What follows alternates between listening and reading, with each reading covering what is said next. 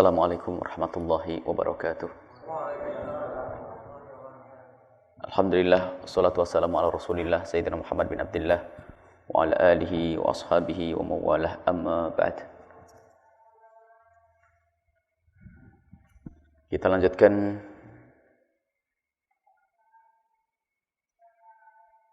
belajar kita dengan Imam Ghazali rahimahullah ta'ala, yang pada pertemuan lalu ditunjukkan kepada kita oleh Imam Ghazali ada orang-orang yang tertipu dari orang-orang yang punya kebaikan, akan tetapi dengan kebaikannya ia lupa bahwasanya ia juga punya kejelekan, sehingga orang-orang tersebut tertipu,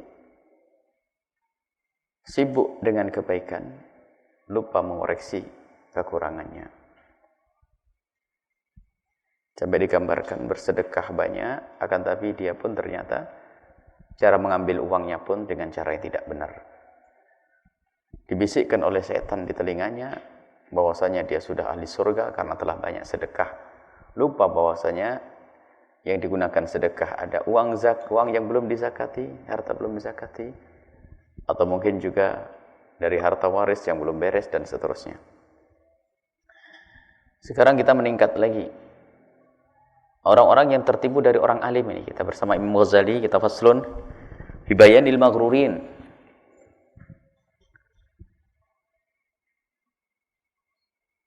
Wa aqsamu kulli sinfin, tentang orang-orang yang tertipu dan pembagian-pembagiannya. As-sinful awwal, kelompok yang pertama, kata Imam Ghazali rahimahullah ta'ala, yaitu minal maghrunina al-ulama, orang-orang yang tertipu dari kalangan ulama. Sudah mulai ini Imam Ghazali untuk mengkritisi orang-orang yang sepadan dengan beliau, atau orang yang menempatkan dirinya di tempat pendidikan atau ilmu, para ulama. As-sinful awal, yang ada kelompok pertama dari para ulama ini. Para ulama yang tertipu ini pun menjadi beberapa kelompok. As-sinful awal dan maghrurin al-ulama al-maghrurun. Jadi yang kelompok pertama ini adalah kelompok ulama-ulama yang tertipu.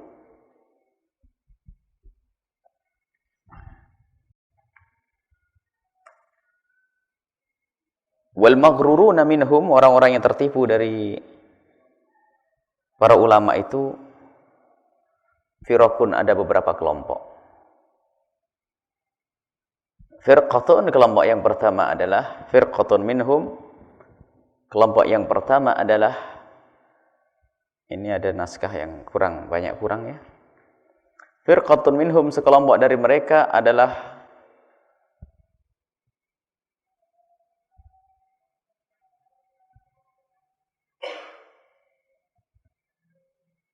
lamma ahkamu,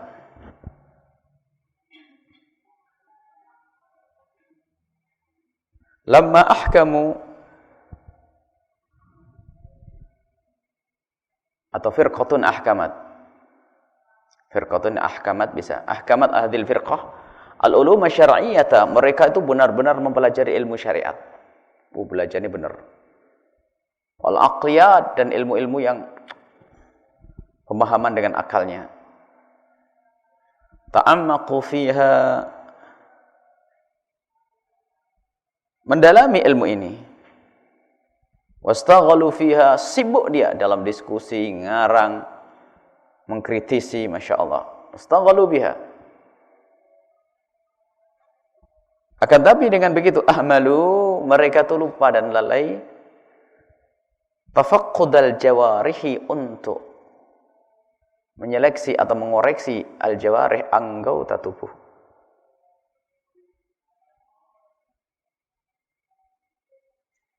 Anggota tubuhnya tidak diperhatikan. Wa hifdhiha, dan mereka juga lupa untuk ahmalu hifdhaha, untuk menjaga anggota tubuhnya minal ma'asi, dari kemaksiatan. Wa ilzamaha at-ta'ati, dan juga lupa lalai mereka untuk Ilzamah, ilzam itu seperti mewajibkan atau mengarahkan anggota tubuhnya untuk melakukan ketaatan. Jadi ada sekelompok orang yang hanya sibuk menuntut ilmu, menghafal. Oh, kalau di pondoknya jago bahtul masail, ibaratnya begitu zaman sekarang. Oh, jago menghafal alfiyah, hafal ini, hafal, pinter, paling cerdas. Tapi ia hanya sibuk untuk mempelajari ilmu dengan akalnya, lupa bahwasanya anggota tubuhnya tidak pernah dijaga dari kemaksiatan. Dan juga dia pun tidak berusaha untuk mengamalkan ilmu yang diketahuinya. Faktarrau, maka mereka tertipu. Bi'ilmihim, dengan ilmu mereka. Wadhannu, mereka menduga annahum indallahi bimakan. Dia cukup dengan ilmunya, Masya Allah, dipikir di hadapan Allah ia punya pangkat tinggi. Ia menganggap, Masya Allah, seperti itu, amal baiknya enggak, Masya Allah. Dia hanya mengandalkan ilmunya saja, sudah jago dengan ilmunya. Ia menduga bahasanya dengan ilmu itu sudah pangkatnya tinggi. Yang selalu digembar-gemborkan adalah ayat yarfa'illahu alladziina aamanu minkum walladziina utul ilma darajat.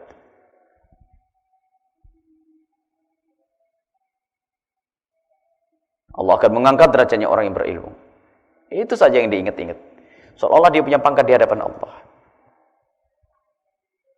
Wa annahum qad balaghu minal ilmi mablagha, dan dia menduga dengan ilmunya sudah sampai pangkat yang luar biasa. Qad balaghu mablagha itu sudah sampai kepada pangkat tinggi.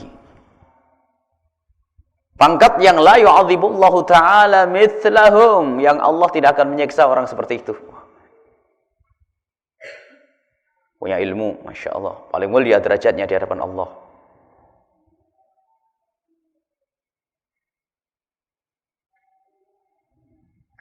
Bahkan dia menduga, bal, lebih dari itu, yaqbal, Allah menerima syafa'atahum fil khalqi, pertolongan mereka untuk makhluk. Luar biasa ini. Merasa hebat sekali. Jadi di akhirat, oh nanti di akhirat orang pada datang ke saya kan kiai, saya ulama, nanti minta tolong ke saya di akhirat. Waduh, berlebihan. Karena dia mendengar bahwasanya seorang alim bisa memberikan syafaat kepada umat yang lain. Padahal bukan alim seperti dia. Di alim hanya di otaknya saja. Yang Imam Ali menyebutkan la yujawizu taraqiyahum. Ada orang punya ilmu hanya di otak, tidak sampai tenggorokannya. Rasulullah menyebutkan la yatajawazu an hanajirihi. Ada ilmu itu yang tidak sampai ke hati, hanya di kotak begini. Tidak akan melewati tenggorokannya. Ilmu hanya di otak, ilmu diskusi, ilmu debat, ilmu hafalan, akan tapi tidak sampai ke hatinya.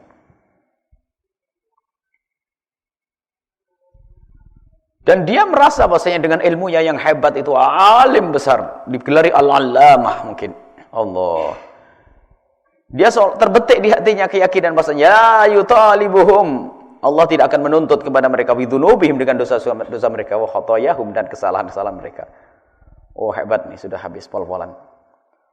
Wahum maghrurun.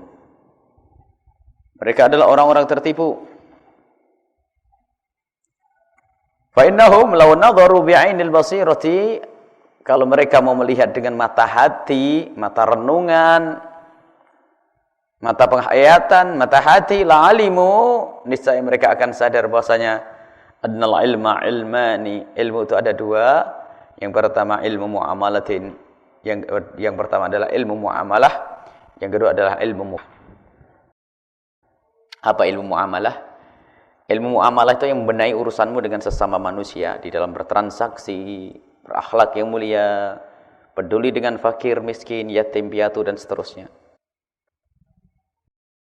Wa ilmu mukasyafati, ilmu yang menguatkan keimananmu kepada Allah Subhanahu wa taala, mengenalkan kepada kebesaran Allah, kecintaan kepada Rasulullah. Ilmu mukasyafah disebutkan di sini. Apa hubungannya dengan yang disampaikan Imam Ghazali? Jadi ilmu itu tidak cukup orang itu menghafal, akan tapi dia harus ngerti bahasanya ilmu ada seperti itu, ilmu kenal Allah. Dan dijelaskan oleh Imam Ghazali bahwasanya wawa ay ilmu mukasyafati, yang ilmu mukasyafah itu adalah al-ilmu billahi, ilmu yang mengenalkan dia kepada Allah, wa bi sifati, dan sifat-sifat Allah. Yang mengenal Allah dan mengenali sifat-sifatnya dengan benar, maka akan ada pengaruh perkenalannya dengan sifat-sifat Allah ini kepada dirinya. Orang perlu dan wajib harus mengenal sifat-sifat Allah. Allah yang maha pemberi siksa. Maka bagi orang yang punya ilmu, dia akan berusaha untuk mengamalkan ilmunya karena tidak ingin jika dia disiksa oleh Allah karena ilmunya. Dan ternyata ilmu mukasyafah ini, ilmu kenal Allah, sehingga orang yang kenal Allah disebut al-arif billah waliullah. Jadi ilmu mengenal Allah sangat penting. Wala budda, maka harus dibarengi dengan ilmu muamalati, dengan ilmu muamalah. Ilmu muamalah. Jadi ada ilmu ketulusan yang pertama, ilmu muamalah, ilmu urusan pengamalannya. Litatimal hikmatu al-maqsudatu, agar sempurna hikmah yang dimaksud, yaitu belajar ilmu adalah untuk kita amalkan dan agar kita mendapatkan ridha Allah Subhanahu wa taala. Sebab dengan ilmu mukasyafah dia faham makna keikhlasan, ketulusan kepada Allah Subhanahu wa taala. Dengan ilmu muamalah dia akan benar di dalam urusan dengan sesama manusia. Wa ya ilmu biwarifatil halal wal haram. Kalau ilmu muamalah itu adalah ilmu mengenalkan halal dan haram. Orang kenal halal haram saja belum tentu. Jika ia tidak takut dengan hukuman Allah, belum tentu dia meninggalkan yang haram. Dan alangkah banyaknya orang yang mengenal itu haram, akan tapi dia pun masih melakukannya. Ngerti itu dosa, tapi ia masih melanggarnya. Permasalahannya apa? Karena ia hanya mengerti ilmu muamalah, tidak mengerti ilmu mukasyafah. Jadi ilmu muamalah hanya taunya ini, ilmu bima'rifatil halali wal haram, ilmu yang mengenalkan mana halal dan mana yang haram. Wa ma'rifatu akhlaqin nasi, dan untuk mengetahui akhlaknya manusia, al-madmumati yang jelek, wal mahmudati yang terpuji. Jadi ilmu muamalah itu adalah ilmu urusan kita dengan sesama manusia. Itu bagaimana agar kita baik. Mana akhlak yang baik untuk kita ikuti, mana akhlak yang jelek untuk kita hindari. Dan itu pun dilakukan atas dasar kenalnya kepada Allah. Maka orang punya banyak ilmunya kayak apa, kalau hatinya tidak kenal Allah, tidak akan rindu dia untuk mengamalkan ilmunya. Kalau dia yang dikenal hanya sekedar sanjungan dari bangsa manusia, maka dia pun sibuk mengumpulkan materi hanya untuk disanjung manusia. Bahkan diskusi yang mereka lakukan pun hanyalah untuk mendapatkan sanjungan dari manusia. Artinya dia belum punya ilmu mukasyafah. Ilmu mengenalkan kita kepada Allah, sehingga kita merasa dikontrol oleh Allah. Yang disebut dalam hadis Nabi adalah maqam ihsan, an ta'budallaha ka'annaka tarahu fa illam takun tarahu fa innahu yarak. Kita beribadah kepada Allah seolah-olah kita dikontrol oleh Allah. Artinya salat yang kita lakukan di saat kita sendiri pun tidak beda dengan salat yang dilakukan di saat rame-rame. Karena baginya adalah keyakinan bahwasanya Allah melihatnya. Maka orang yang sudah punya ilmu muamalah tadi, dia tidak akan bisa dan susah untuk mengamalkan ilmu muamalah jika bukan karena Allah Subhanahu wa taala. Di antara sesama manusia memang orang yang tidak beriman kepada Allah pun bisa berbuat baik, akan tapi itu basa-basi sosial. Tetangga dengan tetangga baik karena apa? Ya kalau orang baik dengan saya harus baik dengan dia. Tujuannya adalah kadang hanya karena kita bertetangga harus saling tolong-menolong dong. Jadi tidak ada yang mengenalkan kepada Allah. Maka dari itu lihat, kalau kita tidak kenal Allah dengan ilmu mukasyafah tersebut, maka tidak ada kelebihan kita dibanding orang kafir. Sebab orang kafir itu pun ada basa-basi sosial di antara mereka. Kalau ada tamu dipersilakan masuk, ngomong yang santun, kemudian dibuatkan minuman, itu ada. Mereka juga menghormati tamu. Akan tapi lihat, dia tidak kenal Allah Subhanahu wa taala, maka di dalam berinteraksi sosial, apa yang mereka lakukan dengan sesama mereka hanya basa-basi sosial. Karena apa? Karena aku diperlakukan baik, maka aku harus memperlakukan baik. Jika aku ingin diperlakukan baik, maka aku harus memperlakukan baik. Itu saja. Akan tapi ahli la ilaha illallah dengan ilmu yang mereka ketahui, ilmu muamalah, ilmu dengan sesama manusia itu mereka lakukan bukan semata-mata karena ingin mendapatkan balasan dari manusia, tapi ingin mendapatkan balasan dari Allah Subhanahu wa taala. Maka baik diterima, baik dibalas oleh manusia atau tidak, ia pun tetap istiqamah. Dan itulah yang diinginkan oleh Imam Ghazali rahimahullah ta'ala. Itu mengamalkan ilmunya. Jadi lihat, orang hanya tahu ilmu akan tapi tidak berusaha untuk mengamalkannya. Itu artinya orang yang tidak kenal Allah. Tahu ilmu akan tapi masih melanggar dan melakukan kemaksiatan. Dia tidak kenal Allah, ilmunya hanya di otak. Dan alangkah banyaknya orang seperti itu. Karena Nabi melihat di neraka orang-orang semacam ini. Wa mathaluhum, perumpamaan mereka, Mithlu tabibi. Perumpamaan mereka itu seperti seorang tabib. Orang yang alim, punya ilmu, tapi tidak mau mengamalkan ilmunya. Seperti seorang tabib, seorang dokter. Yutabbibu ghairahu. Mengobati orang lain. Wa huwa alilun, dia berpenyakit. Padahal penyakitnya sama dengan pasiennya. Pasien diobati sampai sembuh, dianya tetap penyakitan yang sama. Wa huwa alilun qadirun ala tadbibi nafsihi.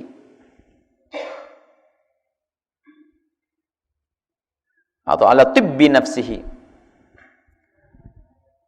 Ia adalah seorang yang sakit, dokternya, dan dia mampu untuk mengobati dirinya, tapi walam yaf'al, dan tidak akan melakukannya. Hal yanfa'ud dawa'u bil wasfi? Apakah cukup yang namanya obat itu dengan ditulisnya resep? Nggak bisa. Dokternya harus makan. Sama kita datang ke rumah kita berpenyakit, datang ke tempatnya dokter. Berobat. Akan tapi dikasih obat, ini loh ilmunya begini, begini. Ini loh obatnya begini, begini, begini. Ternyata obat itu hanya dibaca resep itu. Kira bisa sembuh atau tidak? Harus diamalkan, diminum itu obat. Jadi orang yang mengamalkan ilmu, orang yang mempunyai ilmu tidak mengamalkan ilmu seperti orang baca resep tadi itu.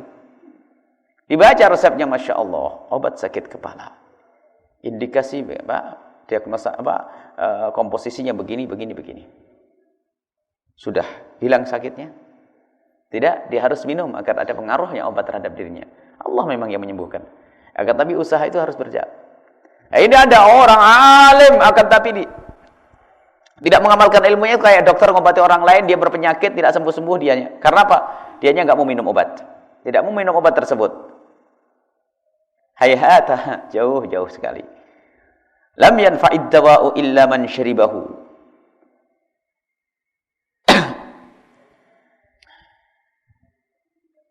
Tidak akan berguna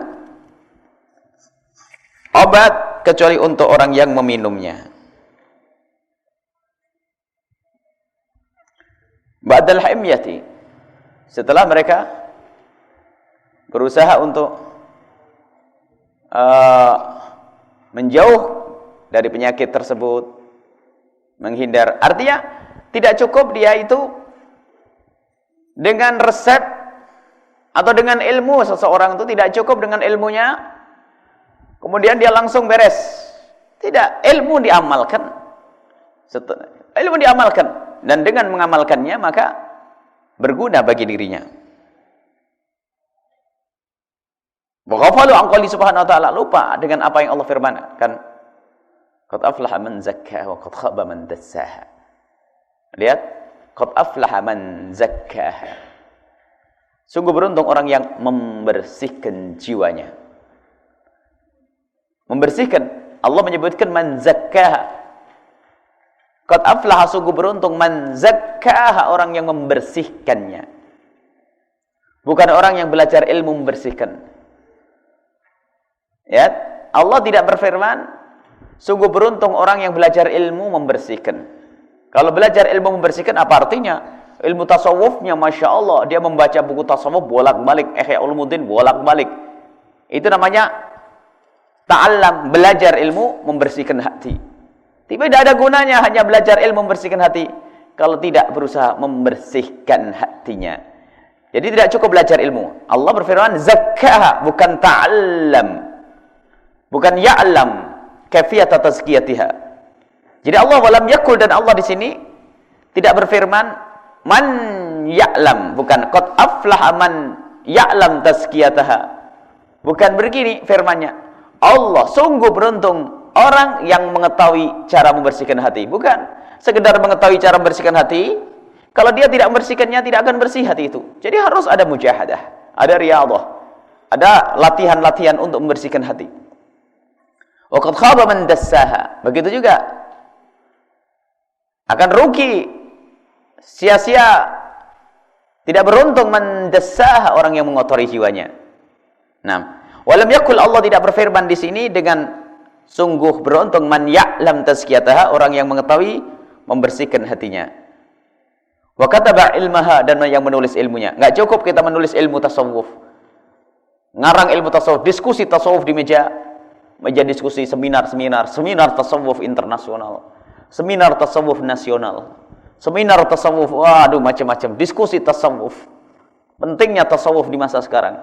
Itu hanya di meja diskusi saja, tidak perlu usaha untuk menghindari kedengkian, tidak berusaha membersihkan kesombongan dari hatinya dan seterusnya. Tidak ada gunanya ilmu seperti itu. Wa'allamahan nas, tidak cukup. Allah tidak berfirman, Allah di sini tidak berfirman, sungguh beruntung orang yang mengetahui ilmu membersihkan hati, lalu menulis, mencatatnya, lalu mengajarnya kepada orang lain. Gak cukup, akan tapi apa? Langsung mengamalkan dengan dirinya. Qad aflaha man zakkaha. Jadi langsung harus dipraktekkan ilmu itu. Wa ghafalu, dan mereka juga lalai, lupa. Angkauli sallallahu alaihi wasallam, dengan firman Allah Subhanahu wa taala. Firman Allah, Man izdada ilman wa lam yazdad hudan lam yazdad minallahi illa bu'da. Man izdada ilman, orang tambah ilmunya, Masya Allah. Ilmunya mah tambah, tapi tidak mendapatkan hidayah dari Allah, maka bukan tambah dekat kepada Allah, justru tambah jauh. Tidak ada insaf di dalam hatinya untuk mengamalkan ilmunya. Orang yang punya ilmu tapi tidak insaf, tidak ada hidayah dari Allah, bukan tambah dekat kepada Allah. Lam yazdad minallahi illa bu'da, tidak tambah kepada Allah kecuali tambah jauh. Inna asyaddan nasi 'adzaban yaumal qiyamati 'alimun lam yanfa'hu Allah bi'ilmihi. Paling parahnya, paling pedihnya, paling sakitnya, siksanya manusia nanti di hari kiamat adalah seorang alim yang tidak mengamalkan ilmunya. Alim yang tidak mengamalkan ilmunya. Bahkan dalam hadis yang diriwayatkan oleh Imam Bukhari, ternyata orang yang alim tidak mengamalkan ilmunya itu lebih busuk dari penyembah berhala itu. Yu'ta bir rajuli yaumal qiyamati, disebutkan bahasanya didatangkan seorang laki-laki yaumal qiyamati, di hari kiamat. Fayulqa fin nari, dilemparkan di api neraka. Fatandaliku aqtabu batnihi, keluar isi perutnya. Dalam riwayat lain tuh orang pada mencium bau yang tidak enak. Lalu datang kepada orang tersebut. Fatandaliku aqtabu batnihi, keluar perutnya, busuk perutnya. Fayaduru biha kama yadurul himaru firraha.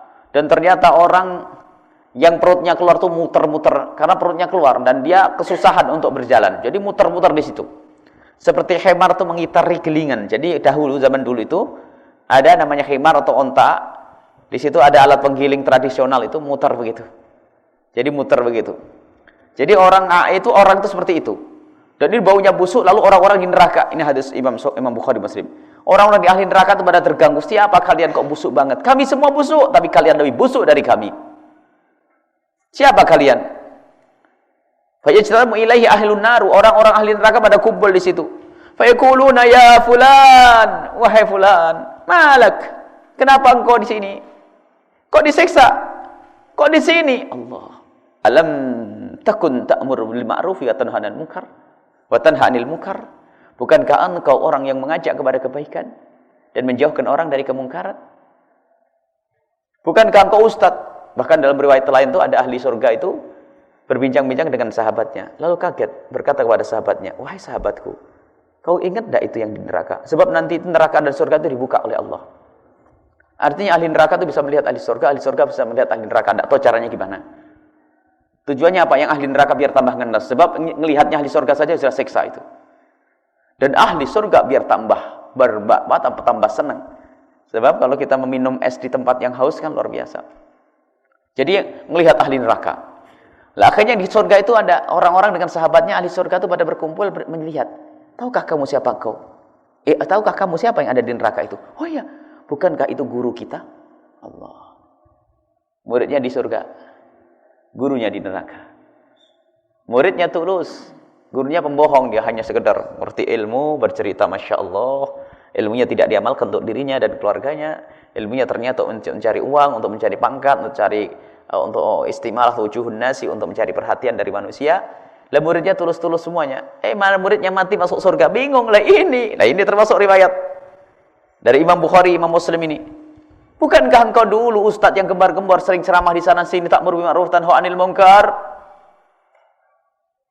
Dijawab oleh orang yang di dalam neraka itu.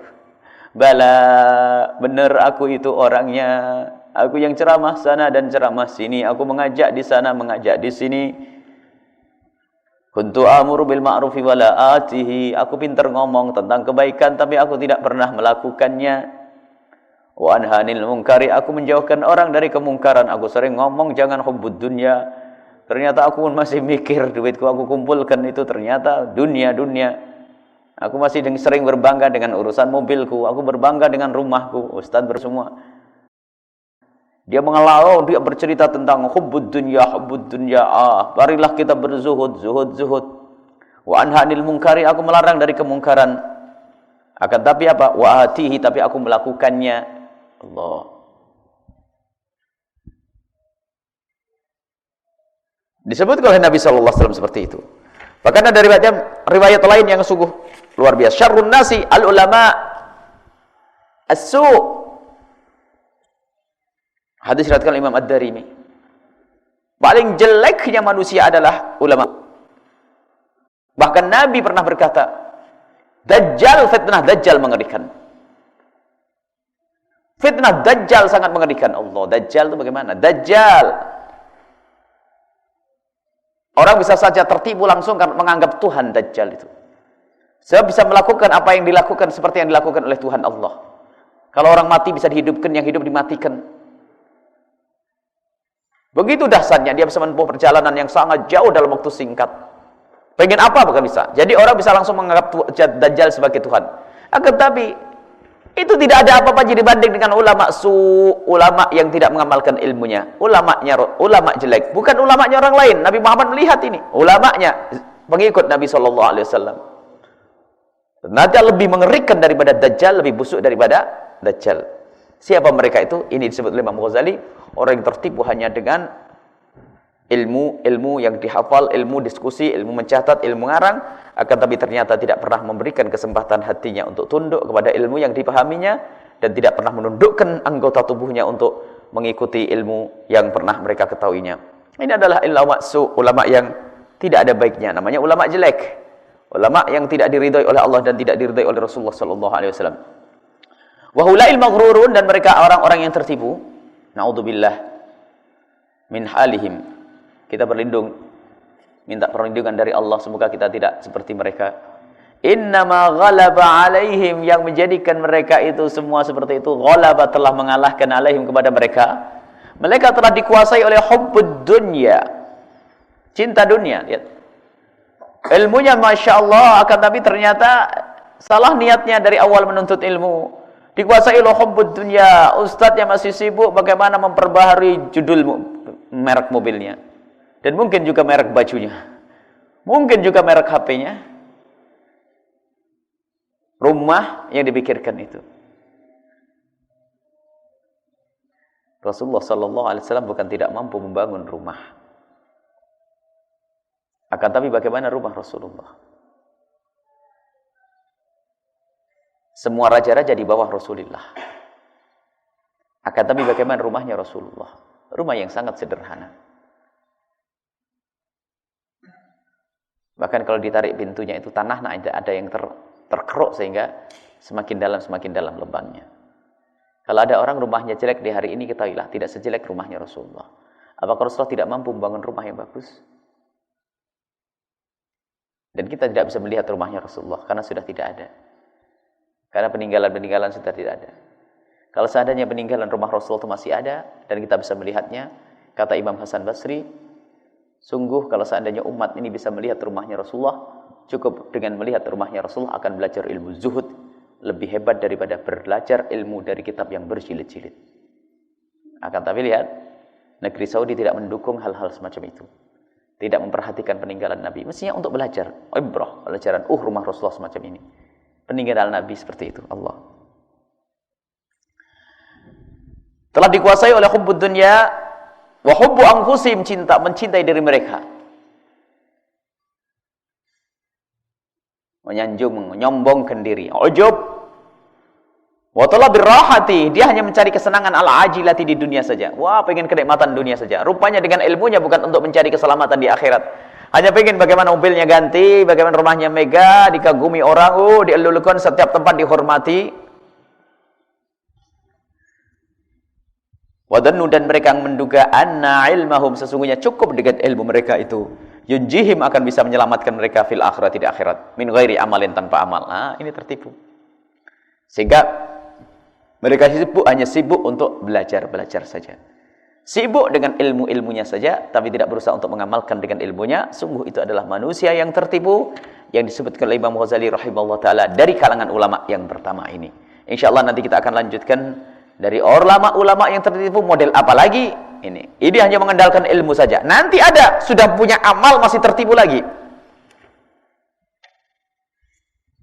Semoga Allah membalas Imam Ghazali dengan segala kebaikan. Telah mengingatkan kita semua dengan bukunya ini. Ini buku penting, harus dibaca oleh semua orang yang menuntut ilmu.